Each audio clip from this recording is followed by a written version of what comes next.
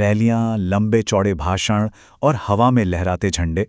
राजनीति और विरोध प्रदर्शन की बात आते ही आमतौर पर हमारे दिमाग में यही सब आता है। लेकिन आज के इस विश्लेषण में हम एक ऐसे डिजिटल विद्रोह की बात करने वाले हैं जिसने विरोध जताने के पुराने तरीकों को पूरी तरह से पलट कर रख दिया है। एक ऐसी पार्टी जिसने इंटरनेट पर सच में तहलका मचा रखा है और उसका नाम है कॉकरोच जनता पार्टी। अब ये नाम सुनते ही स्वाभाविक है कि मन में सवाल उठेगा, मतलब एक ऐसा कीड़ा जिसे देखते ही लोग दूर भागते हैं या सीधे चप्पल उठाते हैं, उसी का नाम एक डिजिटल प्रोटेस्ट पार्टी के लिए क्यों रखा गया?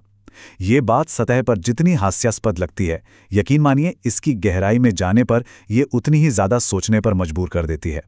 अब सवाल ये है कि आखिर शिक्षित, युवा और रोजगार की तलाश में संघर्ष कर रहे लोग अपनी मर्जी से खुद को उस जीव का नाम क्यों दे रहे हैं जिसे घरों में सबसे अवांछित मेहमान माना जाता है? इस पूरी मुहिम के पीछे असल में वही युवा वर्ग है जिसके हाथ में डिग्रियां तो हैं लेकिन नौकरियां नहीं। ये एक बहुत ही अजीबोगरीब स्थिति है। देश का पढ़ा लिखा वर्ग खुद का ही मजाक उड़ाते हुए इस अपमानजनक शब्द को अपनी पहचान बना रहा है। आखिर ऐसी क्या नौबत आ गई कि युवाओं को खुद को कॉकरोच कहना पड़ रहा है? इसे महज एक इंटरनेट ट्रेंड समझकर खारिज नहीं किया जा सकता। ये दरअसल एक पूरी पीढ़ी की मानसिकता को समझने का मामला है। तो आइए इस पूरी घटना के पीछे के विवाद और इसके असल कारण को समझते हैं। कहानी शुरू होती है 15 मई 2026 से। सुप्रीम कोर्ट में एक सुनवाई के दौरान कॉकरोच और परजीवी जैसे शब्दों का जिक्र हुआ। हालांकि इसके तुरंत बाद भारत के मुख्य न्यायाधीश ने स्पष्टीकरण दे दिया था कि उनका यह बयान देश के मेहनती युवाओं के लिए बिल्कुल नहीं था, बल्कि उन लोगों के लिए था जो फर्जी डिग्री के सहारे सिस्टम में सेंध लगाते हैं। उन्होंने साफ कहा कि कर्मठ युवा देश के विकास का स्तंभ है, लेकिन इंटरनेट की दुनिया में गति ही सब कुछ होती है। स्पष्टीकरण जब तक लोगों तक पहुंचता, उससे कहीं पहले ही वो मूल शब्द वायरल हो चुके थे। युवाओं को इन शब्दों में अपने ही दर्द नजर आने लगे। इंटरनेट पर देखते ही देखते एक भयंकर आक्रोश फैल गया। एक टिप्पणी जो किसी और संदर्भ में की गई थी, वो एक हताश समूह के लिए एक जबरदस्त भावनात्मक ट्रिगर बन गई। और इसी बवाल के बीच एक ही सवाल गूंजने लगा, हमारा भविष्य कहाँ है? ये गुस्सा सिर्फ एक टिप्पणी का नहीं था, ये गुस्सा था उन अनगिनत पेपर लीक्स का, अचानक रद्द हो जाने वाली भर्तियों का और फॉर्म भरते भरते उम्र सीमा के पाल हो जाने का। जरा सोचिए, जब कोई युवा अपनी सारी मेहनत एक परीक्षा में झोंक देता है और फिर उसे पता चलता है कि पेपर ही लीक हो गया है, तो उसकी बेबसी क्या होगी? ये वायरल घटना उसी गहरे प्रणालीगत आक्रोश को बाहर निकालने का एक जरिया बन गई। युवाओं ने उसी कॉकरोच शब्द को उठाया और उसे ही अपना हथियार बना लिया। उन्होंने मानो ये तय कर लिया कि अगर सिस्टम उन्हें इसी नजरिए से देखता है, तो वो भी इसी नाम के साथ सिस्टम से सवाल पूछेंगे। अब जरा इस मीम विद्रोह के पीछे जो रणनीतिकार है, उसके बारे में भी बात कर लेते हैं।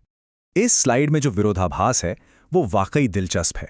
इस पार्टी के पीछे 30 साल के अभिजीत नाम के एक व्यक्ति का दिमाग है। अब एक तरफ देखिए, इनका प्रोफेशनल बैकग्राउंड कितना मजबूत है। इन्होंने बॉस्टन यूनिवर्सिटी से पब्लिक रिलेशंस में मास्टर डिग्री ली है और 2020 से 2023 तक आम आदमी पार्टी के सोशल मीडिया टीम में काम किया है, जहां उन्होंने कई मीम आधारित अभियान भी चलाए। और दूसरी तरफ इनकी वर्तमान भूमिका देखिए, ये एक ऐसी डिजिटल पार्टी के संस्थापक हैं जो खुद को आलसियों और बेरोजगारों की पार्टी कहती है। सुप्रीम कोर्ट की टिप्पणी के ठीक अगले दिन अभिजीत ने एक्स पर एक गूगल फॉर्म शेयर किया और कुछ ही घंटों में हजारों युवाओं ने उसे भर भी दिया। अब ये तुलना हमें ये सोचने पर मजबूर जरूर करती है कि क्या ये सच में पूरी तरह से एक प्राकृतिक आंदोलन है या फिर एक बेहद कुशल रणनीतिकार द्वारा तैयार किया गया एक मास्टर क्लास डिजिटल कैंपेन। और इस रणनीति की सफलता का पैमाना देखिए, 15 से 20 लाख। जी हां, एक्स पर एक साधारण से गूगल फॉर्म से शुरू हुई ये मुहिम इतनी तेजी से फैली कि इंस्टाग्राम पर कॉकरोच जनता पार्टी के फॉलोअर्स की संख्या 15 से 20 लाख तक पहुंच गई। और मजेदार बात तो ये है कि खुद संस्थापक के इतने फॉलोअर्स नहीं हैं जितने इस डिजिटल पार्टी के हो गए हैं। ये विशाल आंकड़ा साबित करता है कि ये अभियान कितनी गहराई से लोगों की नब्ज पकड़ पाया है। ये महज कोई छोटा मोटा इंटरनेट प्रैंक नहीं है, ये एक बहुत बड़े पैमाने का डिजिटल आंदोलन बन चुका है। इस पार्टी की सदस्यता के लिए कुछ बेहद अनोखी योग्यताएं तय की गई हैं। आइए उन पर नजर डालते हैं। ये योग्यताएं बहुत ही शानदार तरीके से दिखाती हैं कि कैसे इस आंदोलन ने समाज के तानों को ही अपना बैज ऑफ ऑनर यानी सम्मान का प्रतीक बना लिया है। कॉकरोच जनता पार्टी का सदस्य बनने के लिए 4 शर्तें हैं। पहली, व्यक्ति को घोर बेरोजगार होना चाहिए, मतलब डिग्रियां और रिज्यूमे किसी काम के नहीं रहे। दूसरी, परम आलस्य, मतलब देश बदलने का जज्बा तो कूट-कूट भरा है, लेकिन रज़ाई छोड़कर बाहर जाने की कोई इच्छा नहीं है। तीसरी, 24/7 ऑनलाइन रहना, चाहे आप बिस्तर पर हों या बाथरूम में, मोबाइल हाथ से नहीं छूटना चाहिए। और चौथी, मीम बनाने में विशेषज्ञता, यानी अपने गुस्से को सिर्फ गालियों या शिकायतों में बर्बाद करने के बजाय उसे ऐसे मीम्स में ढालना जो सीधा सिस्टम को चुभें। ध्यान दें, ये सारी बातें वही आलोचनाएं हैं जो आज की युवा पीढ़ी को दिन रात सुनने को मिलती हैं, और इसी पार्टी ने इन्हीं तानों को अपना हथियार बना लिया है। लेकिन रुकिए, इस भारी मजाक के पीछे एक बहुत ही गंभीर घोषणा पत्र भी छिपा है। ये घोषणा पत्र चीख-चीख कर बताता है कि मामला सिर्फ हंसी मजाक तक सीमित नहीं है। इनकी ये 5 मांगें देखिए।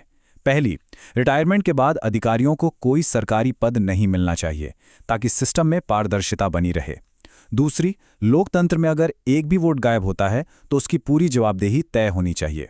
तीसरी, महिलाओं के लिए सीधे 50% हिस्सेदारी, यानी 33% वाली बहस ही खत्म। चौथी बात मीडिया को लेकर है।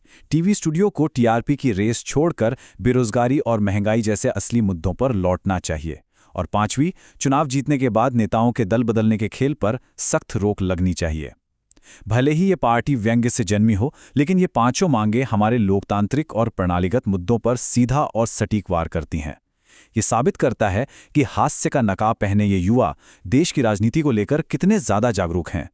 इस सबके बीच, इस पूरे घटनाक्रम के पीछे जो युवाओं की अंतर्निहित हताशा है, उसे समझना सबसे ज्यादा जरूरी है। तो इस पूरी चर्चा की सबसे अहम बात यही है, जब युवाओं को लगने लगता है कि सिस्टम उन्हें सुन ही नहीं रहा है, उनकी समस्याओं को अनदेखा किया जा रहा है और पारंपरिक धरने प्रदर्शनों से कोई नतीजा नहीं निकल रहा है, तब वे एक नया रास्ता चुनते हैं।